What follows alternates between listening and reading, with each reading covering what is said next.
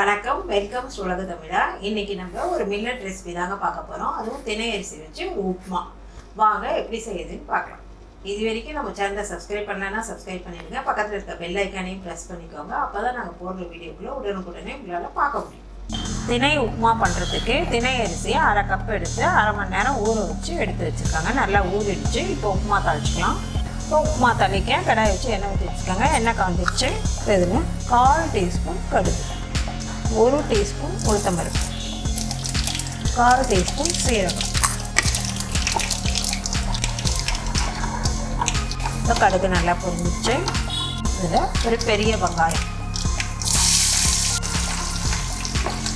இப்போ வெங்காயம் வதங்கிச்சு. இதில் 3 பச்சை மிளகா. நீங்கள் உங்கள் காரத்துக்கு ஏற்ற மாதிரி போட்டுக்கோங்க. ஏன்னா திணை அரிசி கொஞ்சம் சப்புன்னு தான் இருக்கும், அதனால் நான் கொஞ்சம் கூட போட்டிருக்கேன். 2 பச்சை மிளகா போட்டிங்கனாலே கரெக்டாக தான் இருக்கும். ஒரு சின்ன துண்டு இஞ்சி. இது கூட நம்ம காய்கறி சேர்த்து செய்ய போகிறதுனால நல்லா டேஸ்ட்டாக இருக்குங்க. திணை அரிசியே ஒரு சிறுதானிய உணவு வகையை சேர்ந்தது தான். மேலும் ஹெல்த்தியானது கூட. நம்ம ஆர்டினரி அரிசி உப்புமா செய்கிறதுக்கு இதை மாதிரி செஞ்சு சாப்பிடும்போது நமக்கு ரொம்ப சத்தான ஒரு பிரேக்ஃபாஸ்ட் கிடைச்ச மாதிரி இருக்கும். இதில் கொஞ்சமாக கருவேப்பிலை சேர்த்துக்கலாம். இதில் இப்போ நான் 1 கேரட் கட் பண்ணி வச்சுருக்கேன். 1 கேரட், ஒரு 3 பீன்ஸ். நீங்கள் எவ்வளோ காய் வேணால் சேர்த்துக்கலாம். இதை தவிர பச்சை பட்டாணி என்ன காய் வேணால் சேர்த்துக்கலாம்.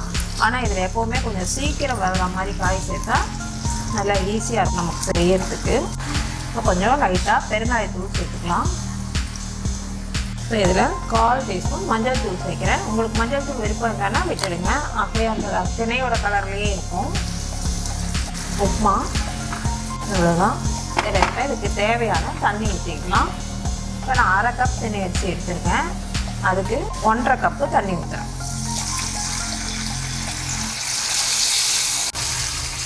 ஏன்னா கூட தண்ணி வைக்கும்போது நல்லா வெந்து நல்லா மலராக இருக்கும். அப்போ தான் இதுக்கு தேவையான உப்பு சேர்த்துடலாம். இப்போ இது நல்லா கொதிக்கிட்டுங்க. இப்போ நல்லா தண்ணி கொதிக்குதுங்க.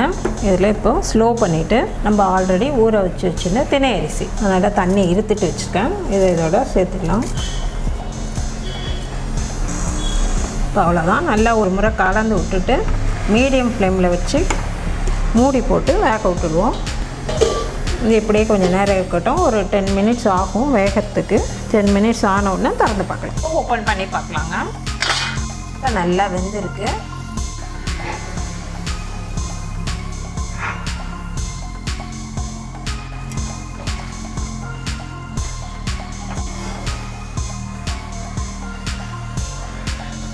இன்னும் கொஞ்சம் நேரம் கூட அப்படியே இருக்கட்டும். ஒரு 5 மினிட்ஸ் போல் இருக்கட்டும். இது நல்லா மலராக இருந்துச்சு. அவ்வளோ ஸ்டவ் ஆஃப் பண்ணிடலாம். நமக்கு ரொம்ப ரொம்ப சுவையான அதே சமயம் சத்தான திணை உப்புமா ரெடி. திணை உப்புமா சூப்பராக ரெடி ஆகிடுச்சிங்க. நீங்களும் உங்கள் வீட்டில் இதே மாதிரி செஞ்சு பார்த்துட்டு உங்கள் கருத்துக்களை எனக்கு தெரியப்படுத்துங்க. இந்த வீடியோ பிடிச்சிருந்தா லைக் பண்ணுங்கள், ஷேர் பண்ணுங்கள். மறக்காமல் ulaga thamizha சேனலை சப்ஸ்கிரைப் பண்ணுங்கள். தேங்க்யூ.